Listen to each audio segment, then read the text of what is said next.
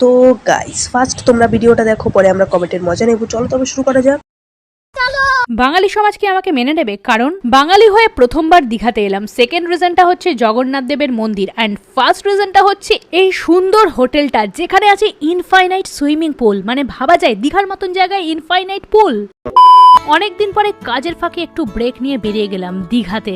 দীঘার সমুদ্র অনেকদিন ধরে আমায় ডাকছিল, ফাইনালি পাত্তা দিয়ে চলে গেলাম আর চেক ইন করলাম হোটেল ব্রিজে। ঢুকতেই আমাদের লাল লাল ওয়েলকাম ড্রিঙ্ক দিয়ে ওয়েলকাম করা হলো।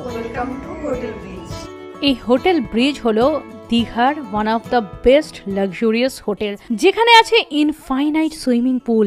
হ্যাঁ, এরকম ছাদের উপর সুইমিং পুল বাবা আমি দীঘাতে তো আর কোথাও দেখিনি। যাই হোক, তোমরাও যদি এই হোটেলে থাকতে চাও তাহলে আমি কন্ট্যাক্ট নাম্বার দিয়ে দিলাম।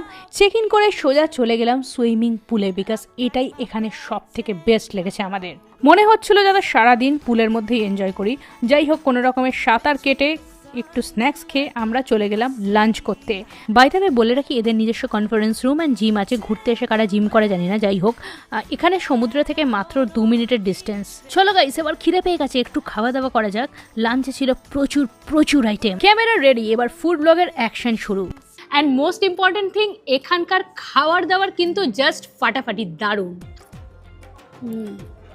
ভাই, ডাব চিংড়ির মাথাগুলো কি সাদা সাদা ক্রিম দিয়েছে মনে হয়। হাসছিস কেন? হ্যাঁ,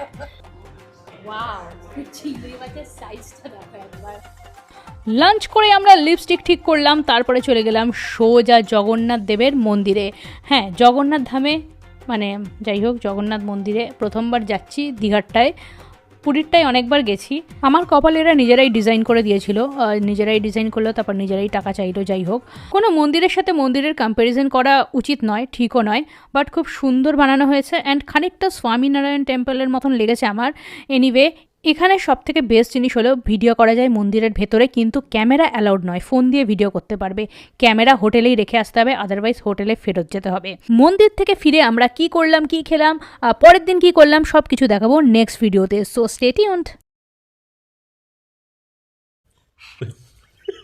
तो चलिए शुरू करते हैं। মাছ মাংস খেয়ে সোজা মন্দির দর্শন, সত্যিই ঘোর কলিযুগ পড়েছে। কেন আমাদের চট্টগ্রামে তো প্রতিটা হোটেলে সুইমিং পুল আছে।